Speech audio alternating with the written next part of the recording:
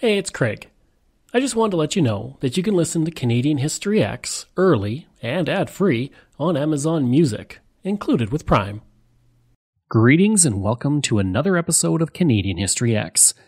If you like, you can support the podcast for as little as $3 a month. Just go to patreon.com/CanadaEHX.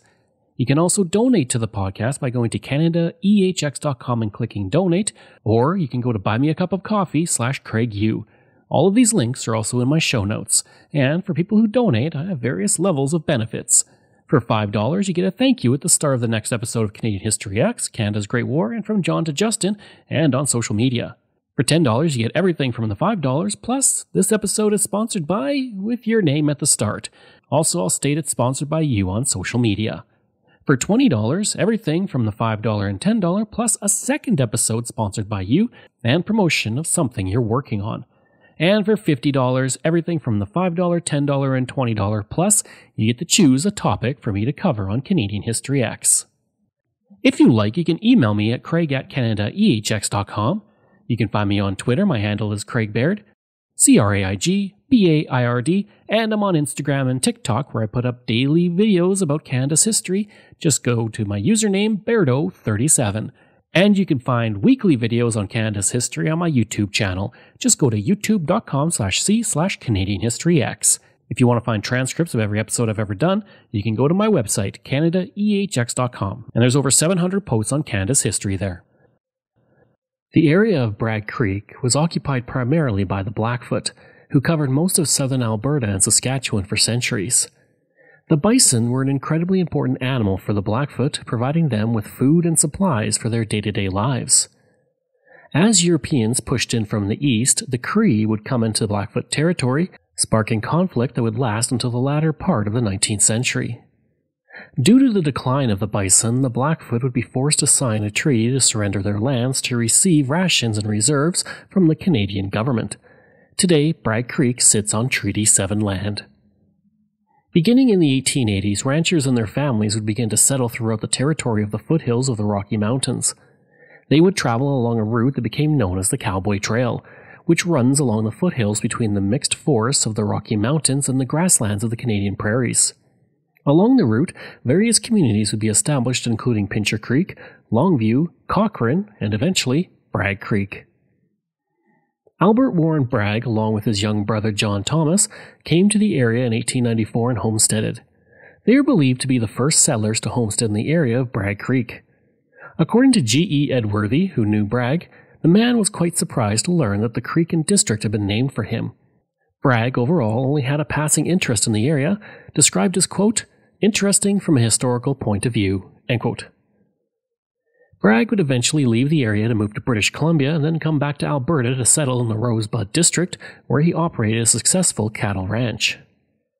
Another prominent individual who lived in the area was George Livingston, who operated the Saddle and Sirloin Ranch at Bragg Creek. He was the eldest son of Sam Livingston, who was an early trader that met with the first detachment of the Northwest Mounted Police when they arrived in the Calgary area. Today, Sam Livingston is often called Calgary's first citizen, and his home was moved when the Glenmore Dam was built and now sits at Heritage Park.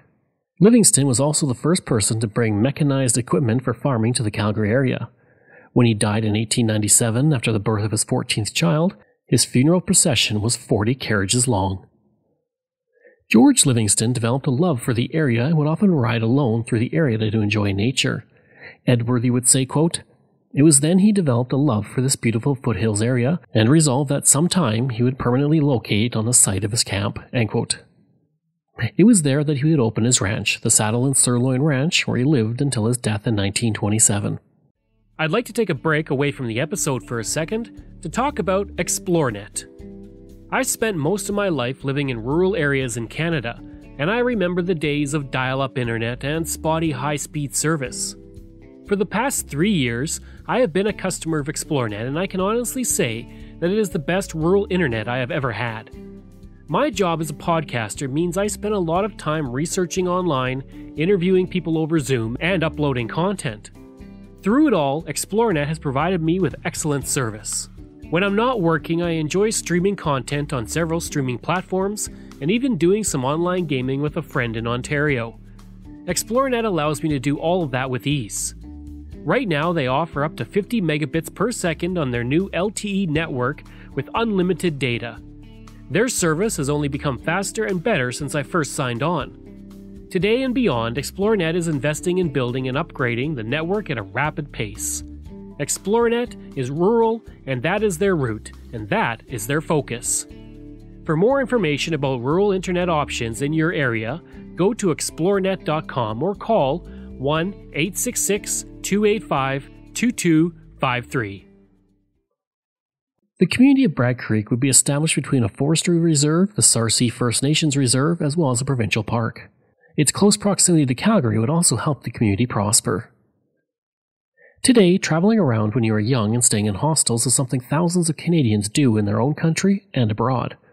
One way they do this is through youth hostels, but the hostel is a relatively new idea. The first ever hostel in Canadian history didn't pop up in a major city or in eastern Canada, but right in the area of Bragg Creek. It was in 1933 that Catherine Barclay came home from Europe where she had used hostels that were set up for hikers.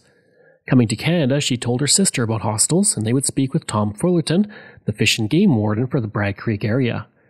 They received permission to set up a hostel on his property. 1 year later, with the Bragg Creek Hostel proving so successful, the Canadian Youth Hostel Association was set up with hostels established in rural areas of the country and national parks. Margaret Ecker would visit the hostel in 1938 and state, quote, "I'd never been inside a hostel before, and I was surprised at the compactness and the orderliness. Across the end, facing the door, was a strange deck-like structure that turned out to be a community two-tiered bed, each deck containing 6 straw ticks. In one corner of the 16 by 18 cabin was a kitchen as compact as a ship's galley. A scrubbed oilcloth covered the floor, and there was more oilcloth on the long table that would accommodate a dozen or more people.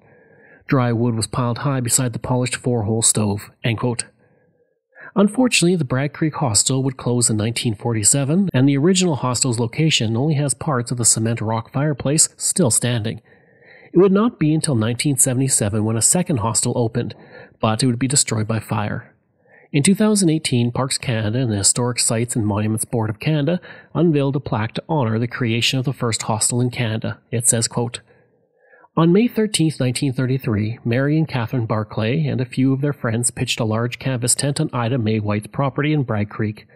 They began to charge young hikers a modest fee for a safe place to stay, and soon started a permanent home for the hostel on Tom Fullerton's nearby property. Inspired by the youth hosteling movement in Europe, the energetic Barclay sisters founded the Canadian Youth Hostels Association. By the early 1940s, its success had led to the creation of a network of affordable accommodations in Canada, offering opportunities for independent and adventurous travel." End quote. In 1936, Bragg Creek was hit by a terrible storm that took down telephone lines and was described as one of the worst in recent memory. Thousands of trees were uprooted and broken off, and the Bragg Creek itself was completely blocked by fallen trees. Even the roads were blocked, and it would take several days to clear them. Telephone wires were down in dozens of areas, and in one section of the village, a swath of large jack pines were completely wiped out for half a mile along a quarter-wide mile route. Several buildings also reported damage. The Calgary Herald reported, quote, "The highest wind ever known raged for nearly 6 hours, leaving a mass of debris and destruction." End quote. Beginning in 1992, one of the most important and influential Canadian television shows began to film in Bragg Creek. North of 60, which was set in the fictional Indigenous community of Lynx River in the Northwest Territories, was incredibly popular during its run from 1992 to 1997 on CBC. Most of the characters were Dene, with some non-Indigenous characters. The show explored issues such as Indigenous cultural preservation, Indigenous poverty and alcoholism, as well as land settlements and natural resource exploitation.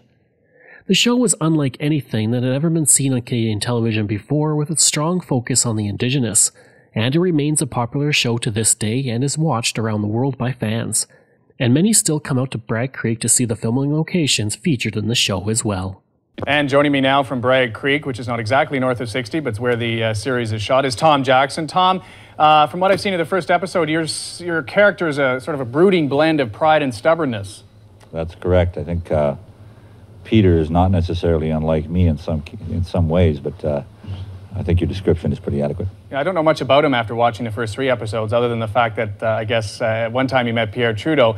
But I suspect there's a darker past to Peter.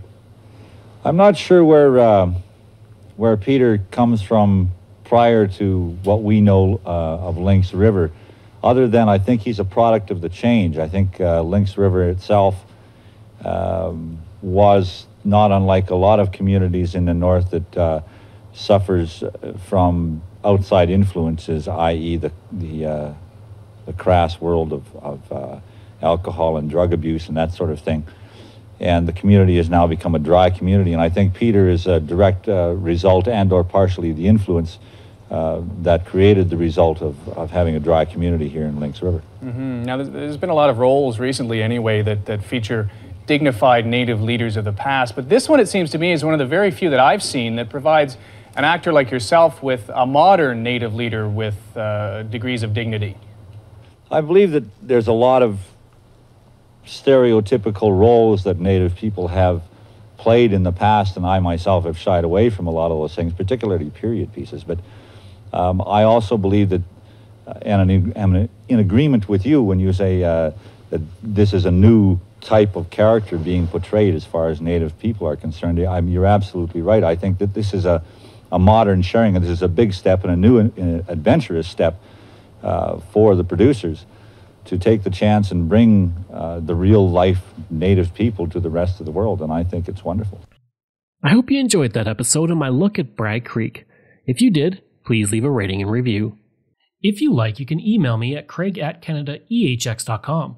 You can find me on Twitter. My handle is Craig Baird, CraigBaird, and I'm on Instagram at Bairdo37. As well, again, if you want to support the podcast, you can for as little as $3 a month. Just go to patreon.com/CanadaEHX. And you can donate to the podcast by going to CanadaEHX.com and clicking Donate. I'd also like to thank all of my wonderful patrons, and I apologize if I get any names incorrect. Michael Matthews, Joanna Parker, Jeff Dahl, Vobs, Robert Page, Richard D., Colin Johnson, Jeff Hershey, Kyle Murray, Steve Pakin, Matthew Gartho, Lionel Romaine, Dr. Bob Turner, an anonymous patron that I truly do appreciate, Randy Hayden, Doug Campbell, Reg W., Deborah Carlson, Francis Helbling, Nick Zinri, Shannon Marshall, Clinton Martinez, Dimitri Shove, Aaron O'Hara Myers, Robert Dunseith, Todd Casey, Catherine Roy, Luke S., JP Bear, Jason Hall, Phil Maynard, and Iris Gray. Thanks, and we'll see you again next time.